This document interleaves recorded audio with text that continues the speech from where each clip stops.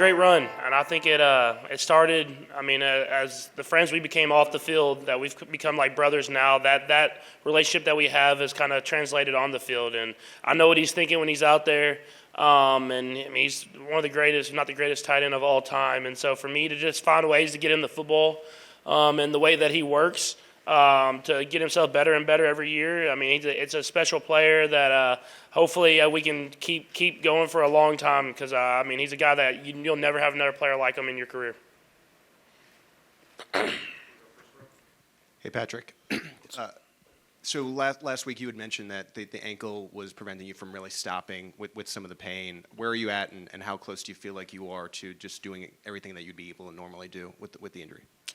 Yeah, I don't think you'll know exactly until you get to game day. I'm definitely in a better spot. I mean, I definitely can move around better than I was moving last week or 2 weeks ago. And so it's just trying to continue to get the treatment and the rehab and get to as close as I can to 100%, and then rely on some adrenaline to let me do a little bit extra when I'm on the field. So it's gonna be definitely better, more mobile, be able to move around a little bit better for sure, and then we'll see on game day how close to 100% I can be. Hey, Patrick, another question on Travis. Can you describe what kind of presence he has in the locker room? I mean, he seems like a vocal guy to us, but I just wondered if that's the case inside the locker room. And then also, what are the things that sort of prompt him to speak up, whether it's during the week, during the game, whatever it might be? Yeah, I mean, he's definitely a vocal guy. I mean, he's one of the main leaders in this locker room. I mean, one of the core guys that's been here for longer than I've been here, the whole entire run of really Coach Reed's run in the Kansas City Chiefs. And so I think he can be vocal because he's the hardest working guy in the locker room as well. And he's in the building. He's working his tail off. He's finishing every route. He's blocking, working on his blocking. I mean, there's times when he's not in, he's like walking to the side and he's like working on routes by himself. And I mean, whenever you have a guy that's one of the hardest working people, that's one of the greatest players of all time, then he is that vocal. He can be that vocal leader, and everybody responds because they know he's doing it the right way.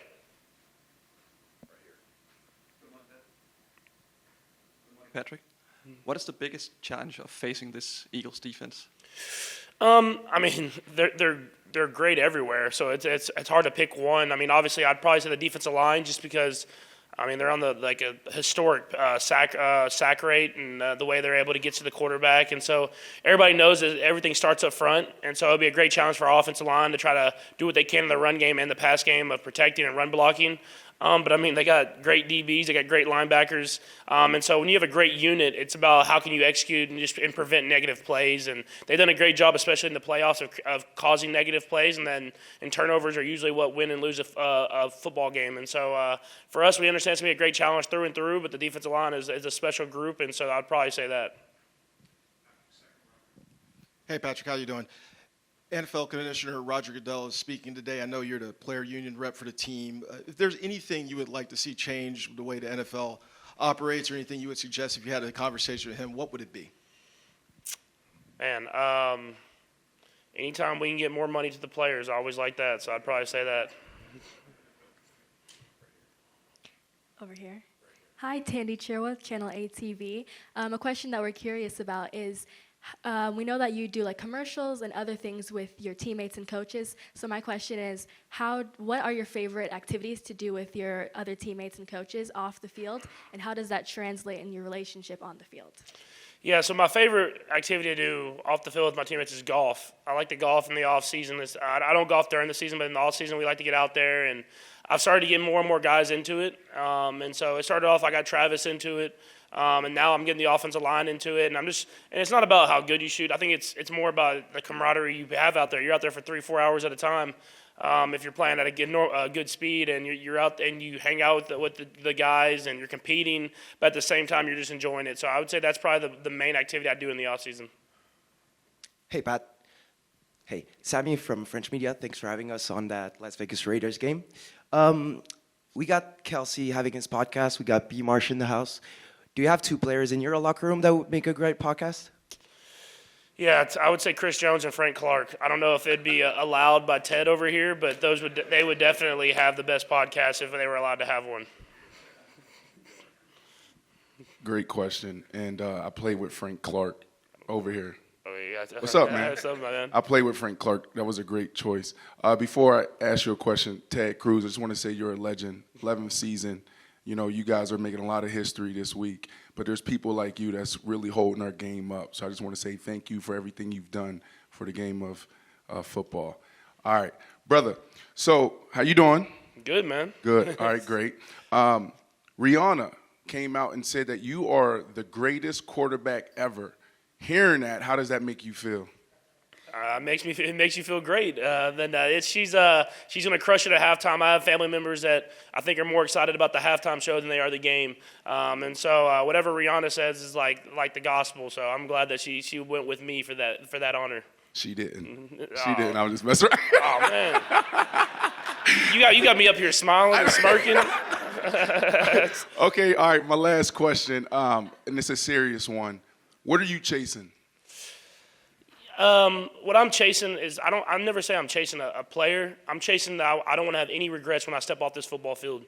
And I understand how lucky I am to be in this organization. I understand how lucky I am to play with guys that are going to be Hall of Famers. And so when I look back at the end of my career, I don't want to look back and be like, man, I didn't give everything I have to win Super Bowls because of the great people I have around me. And so when I get done with my career, I just want to make sure that I know that I gave everything I had on that football field. Hey, Patrick. I know you won't be able to attend tomorrow night, but just what it means to you to be up for the MVP award as well as the Walter Payton Man of the Year award, how much those mean to you? Yeah, I think, it gives you a great appreciation of this sport, man.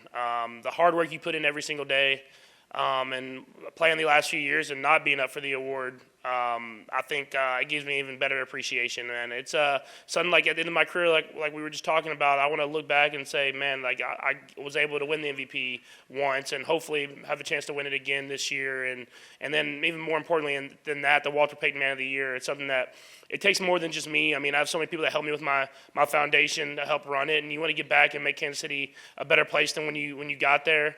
But it speaks to the people I have around me and the community that I live in that I'm able to give back to Kansas City so much, and I would have the honor to be even up for this award.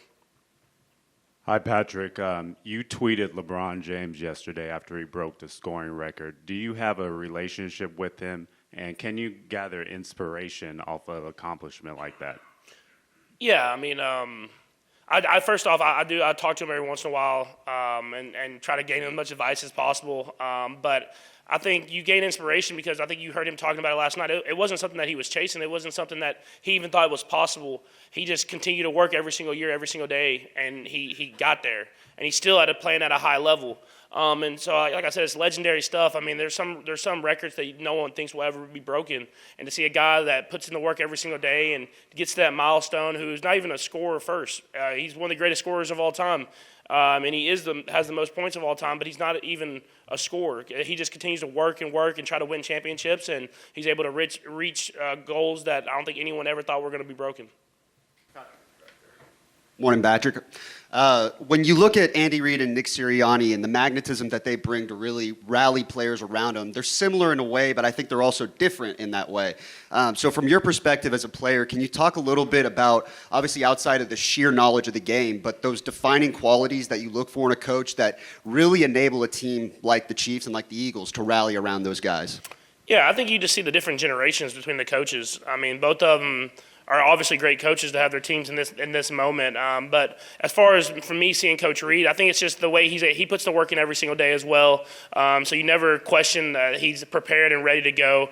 He enjoys it. You still feel has that kid spirit, and he likes to joke around and have fun. And then he knows how to get the best out of every single player. And there's a kind of a special, unique quality where he's able to get the best out of you no matter where you're from, or how that he has to do that. And so not only him, we have a lot of great coaches in this organization, and they push us every single day. And sometimes when we have practicing pads like on Monday we're like, why are we doing this? But we know that they're doing it for the right reasons to get us ready to go for the Super Bowl. All right, we got 3 more questions. We'll go right here in the front and then finish over here.